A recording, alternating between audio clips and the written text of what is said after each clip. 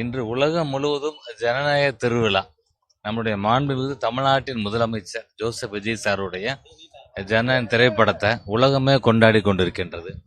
அந்த வகையில் தமிழ்நாட்டில் மதுரையில் மிட்லேண்ட் தேட்டரில் இங்கே அண்ணன் இருக்கிறாங்க, எங்களோட உறவினர் அண்ணன். தேட்டரில் இன்றைக்கி நாங்கள் எல்லாம் சேர்ந்து இன்றைக்கி ரசிகர்கள் எல்லாம் இன்றைக்கி தலைவரோட படத்தை பார்க்குறோம்.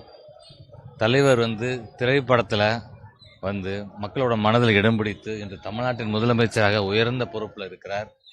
நம்ம சினிமாவில் பார்த்த அந்த ஹீரோயிசத்தை இன்றைக்கி தமிழ்நாட்டில் காமிக்கிறார். கீழ் மட்டத்தில் ஊழலை ஒழிப்பதில் மிக முனைப்பாக செயல்பட்டு மக்கள்கிட்ட ஒரு பாசிட்டிவான ஒரு வைப்ரேஷன் இருக்குது. ஏன்னா சின்ன சின்ன விஷயங்கள், பல ஊழல் நடந்ததெல்லாம் இப்போ இன்றைக்கி இல்லை. இன்றைக்கி தமிழ்நாட்டில் இந்த பட்ஜெட்டுக்கு பிறகு நிச்சயமாக மக்கள் மனம் குளிரும் வண்ணம் பல்வேறு அறிவிப்புகளை தலைவர் தருவார். அவரே பல இடத்துக்கு ஆய்வுக்கு போய் பல மாற்றங்களை கொண்டு வந்துக்கிட்டு இருக்கிறார். மக்கள் எல்லாம் ஒத்துழைப்பு தர வேண்டும். மாற்றுக் கட்சிகள் எதையாவது அவங்க அரசியலுக்காக விமர்சனம் பண்ணுறாங்களே தவிர ஒட்டுமொத்த தமிழ்நாடும் ரொம்ப ரொம்ப ரொம்ப சந்தோஷமாக திருப்திகரமாக இருக்கிறாங்க. வருஷத்துக்கு எப்படி ஒரு தீபாவளி பொங்கலோ, எப்படி ஒரு கிறிஸ்மஸோ, எப்படி ஒரு ரம்ஜானோ, அப்படி இது ஜனநாயக திருவிழா என்பது வருஷத்துக்கு இது விஜய் ரசிகர்களுக்காக, அவருடைய தமிழ்நாடு முதலமைச்சருக்காக இது மிகப்பெரிய ஒரு விழாவாக நடந்து கொண்டிருக்கின்றது. எங்களுடைய ரசிகர்களோட எல்லா கோரிக்கையும் என்னென்னா, எப்படி நம்ம ஹரிபரியான இந்த வாழ்க்கை முறை இருக்கும் பொழுது அப்பப்போ ஒரு லீவ் எடுத்து வெளியூருக்குலாம் சுற்றுலா போய் வர்றோம்ல, அந்த மாதிரி அவர் தமிழ்நாட்டை காக்கக்கூடிய அந்த வேலையிலும் வருஷத்துக்கு 2 வருஷத்துக்கு ஒரு முறை இந்த மாதிரி ஒரு படத்தை எங்கள் மாதிரி ரசிகர் பெருமக்களுக்கு தரணும். ஏன்னா இதுதான் அவரை இன்னைக்கு தமிழ்நாட்டின் முதலமைச்சராக ஆக்கியிருக்குது. இன்னும் சொல்லப்போனால் சுற்றி இருக்கக்கூடிய இந்தியா முழுவதும் அவருக்கான ரசிகர் பெருமக்கள் இருக்கிறாங்க. வரக்கூடிய பாராளுமன்ற தேர்தலில் இந்தியாவின் பிரதமரை தீர்மானிக்கும் சக்தியாக நிச்சயமாக நம்மளுடைய தமிழ்நாட்டு முதலமைச்சர் இருப்பார். அந்த அடிப்படையில் தான் இன்னைக்கு கூட்டணி கட்சிகள் போட்டுக்கிட்டு இன்னைக்கு கூட்டணிகள் வந்துக்கிட்டு இருக்கிறாங்க. எங்களை பொறுத்த வரைக்கும் இந்தியாவின் பிரதமராகக்கூடிய தகுதி நம்மளுடைய தமிழ்நாடு முதலமைச்சருக்கு இருக்கிறது. பல மொழிகள் தெரிந்தவர், இளைய சமுதாயத்தோட அன்பை பெற்றவர்.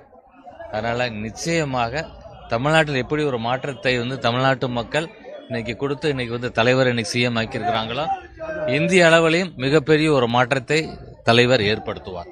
சினிமாக்காரர் டிராமா தான் நடத்துறாருன்ற மாதிரி குற்றச்சாட்டுகளை வைக்கிறாங்க. அதெல்லாம் எப்படி பாக்குறீங்க? நான் சொல்றேன், ஒரே நாளில் நீங்க மாற்றத்தை பண்ண முடியாது. ஒரு நாள் முதல்வன்ற ஒரு படம் வந்துச்சுல, இப்போ நீங்க பாருங்க, அன்றாடம் தமிழ்நாட்டு முதலமைச்சரை இறங்கி ஆய்வுக்கு போறார். அன்னைக்கு முக்கியமான ஒரு துறை அமைச்சரே பேசும்போது சொல்றாரு, காரில் போய் ஏறி கான்வாய் நகண்ட பிறகுதான் எந்த இடத்துக்கு ஆய்வுக்கு போறோம்னு எங்களுக்கு தெரியுதுன்னு சொல்றாரு. அப்போ எந்த அளவுக்கு அவர் யோசனை பண்றாரு, துரிதமாக நடவடிக்கை எடுக்கிறதுக்கான ஒரு முயற்சி. அதனால சிறு துளி பெருவெள்ளம்.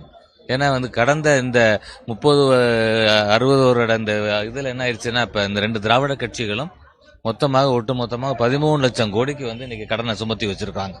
இப்போ நம்ம ஒவ்வொருத்தர் தலையிலும் 4,40,000 இருக்குன்னு நினைக்கிறேன் இன்னைக்கு. அப்போ இதெல்லாம் ஒரே நாளில் மாற்றத்தை கொண்டு வர முடியாது. இப்போ கீழே சாமானிய மக்களுக்கு பாதிப்பு ஏற்படாத வகையில், ஊழலை ஒழிக்கக்கூடிய வகையில் நீங்கள் ஏதாவது இப்போ கலெக்டரேட்டாக இருக்கட்டும் எங்கேயாவது போங்க, சாமானிய மக்கள்கிட்ட லஞ்சம் எங்கேயாச்சும் யார் வாங்க முடியுது, ஆஃபீஸர் முடியல. அப்படி ஒரு சிலர் தவறு நடந்தாலும் உடனடி நடவடிக்கை பாய்கிறது. இன்னும் அடுத்து பல்வேறு நல்ல திட்டங்கள் இப்போ ஆகஸ்ட் 5ஆம் தேதியிலேருந்து இப்போ பட்ஜெட் கூட்டத்தொடர் ஆரம்பிக்க போகிறது. துறை வாரியாக ஆய்வு செய்து முதலமைச்சர் எல்லாமே தயார் பண்ணிக்கிட்டு இருக்கிறார். அமைச்சர்களுக்கான உத்தரவுகளை பிறப்பித்துக் கொண்டிருக்கின்றார். அதனால ரொம்ப சிஸ்டமேட்டிக்காக ஸ்ட்ரீம்லைனாக இந்த அரசாங்கம் செயல்பட்டு கொண்டிருக்கின்றது. தமிழக வெற்றி கழகத்தினுடைய தலைவர், தமிழ்நாட்டின் முதலமைச்சர் நிச்சயமாக மக்களுக்கு நல்லது செய்வார். Today, not only in Tamil Nadu, throughout the world, all Tamil peoples were celebrating the Jananayan movie of our Tamil Nadu Chief Minister C. Joseph Vijay sir. He has brought a very big change in the cine industry, and now he has assumed the highest position in Tamil Nadu. That is, he has become the Chief Minister, and he will definitely fulfill the dreams of the people, Tamil Nadu people who voted for him in the coming 5 years of his rule. And definitely he will be the next CM for a long period, maybe 15-20 years. He will be the CM of Tamil Nadu, and he has the power and he has the vibrant supporters which will decide. He will be a deciding factor in deciding the Prime Minister of India in the forthcoming parliamentary election in 2029. opposition parties always said that drama. You see, now there is no opposition party at all in Tamil Nadu. That is what I feel.